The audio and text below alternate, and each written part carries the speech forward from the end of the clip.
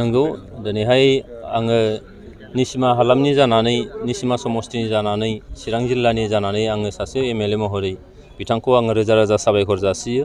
मानोना दिनै प्रमद बर' बिथाङा निसिमा हालामाव सानसेनि हाबाफारि लानानै फैनानै बिथाङा गोबां जोंनो माखासे बान्था एबा उपहार बिथाङा होफैबाय।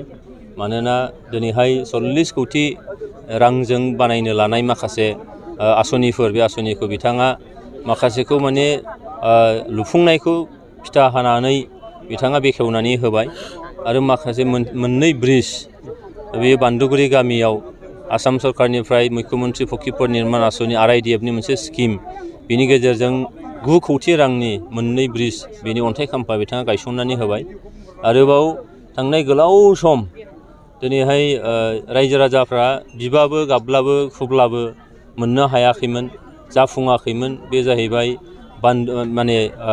मावरिया बान्दो होननाय जाय मावरिया बान्दोनि गेजेरजों बे एफआइएस जागोन। बेयो बिटिसिनि 100 एफआइएस स्किमनि गेजेराव बेबो मोनसे 30 कौटि रांनि मोनसे फ्ल' इरिगेसन सिस्टेम जागोन।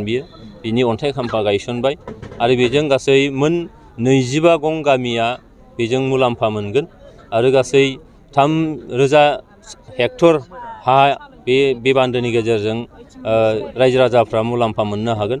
बेखौ दिनै रायजो राजानो बिथाङा बावसोमफैबाय आरो नोंथांमोना मिथिगौ जे बे बान्दुगुरि गामिनि दालां एबा ब्रिज बे ब्रिजखौ थांनाय 17 बोसोराव बिपिएफ हान्जानिफ्राय बिथांमोनहा अन्थाइ खाम्फा गायसनदोंमोन फिथा हादोंमोन। नाथाय 17 बोसोराव बिथांमोना मावफुंनानै होनो हायाखिसै। जायनि थाखाय 17 बोसोरा जों बे ओनसोलनि फ्राय नोङो 10-15 गं गामिनि रायजो राजाफ्रा हाब्रु दैब्रु बारनानै फैनांदोंमोन। दैबानानि गेजेरजों बारसोमनानै फैनांदोंमोन। फरायसाफ्रा बिथांमोना फरायसालियाव फैनायाव जोबोद मोनसे खस्थ' जादोंमोन। मालाबा दैबानायाव गबनांनाय मोनसे थासारिबो फैदोंमोन। दिनै बियो मानगोनां डक्टर हिमन्त बिश्व शर्मा आसामनि गिबि मन्थ्रि बिथांनि अननायनि गेजेरजों दिनै आङो एमएलए महरै जोंखौ जे खाबु होदों बे खाबुखौ बे बान्दुगुरि गामिनि थाखाय दिनै मानगोनां प्रमद बर' जोंनि बिटिआरनि चिफ बिथांनि आखाइनि गेजेरजों जों अन्थाइ खाम्फा गायसनबाय आरो बेयो खोब थाबैनो जागोन। खोब थाबैनो जागोन आरो बेखौ जोङो थाबैनो रायजो राजानो जों मोनसे बावसोमनो जाहाथे हायो बेखिनि थाखाय राहा लानाय जादों।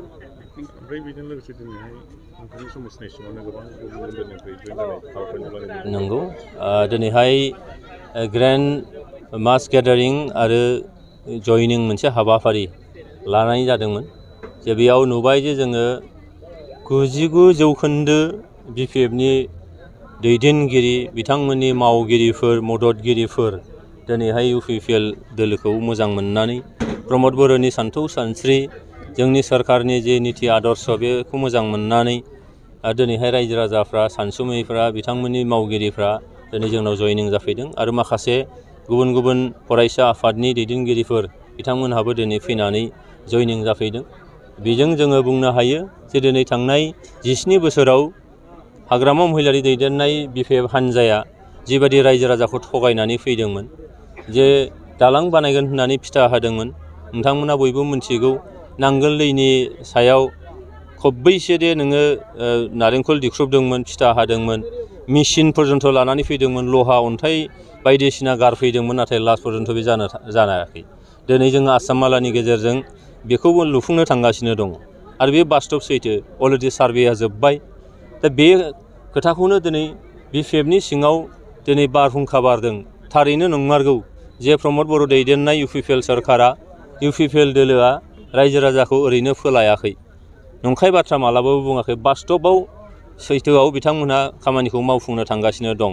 दा बेनिखायनो दिनैहाय 1800 100800 थारमाने 1800 जानो साबा खम सुबुंफ्रा बिपिएफनिफ्रायनो मेक्सिमाम 99% दिनै इउपिपिएल दोलोआव जयनिं जाफैबाय। जों बिथांमोनखौ जोबोद गोसो गुदुङै जोङो बरायदों। सरकारनि जों बरायदों। जोङो पार्टियाव जों बरायदों। निसिमा हालामाव जों बरायदों। चिरां जिल्लायाव जों बरायदों आरो बेबायदिनो निसिमाल' नङा गुबुन गुबुन जे जोंनि जे ब्लक कमिटिफोर दङ जोंनि जे बिटिसिनि बियाबफोर दङ बे बियाबनि सिङाव रोजानिफ्राय आराम्भ खालामनानै 1000निफ्राय आराम्भ खालामनानै जेरावबो जयनिं हाबाफारिया जानो थांगासिनो दं। बे फार्स्ट फेज, सेकेन्ड फेज थाबावगोन, थार्ड फेज थांनाय लोगो लोगोनो बे नैबे लक सभा बिसायख'थिनि सिगांनो BPFआ लाथिख' जानो थांगासिनो दं। बे एकदम सैथो बाथ्रा।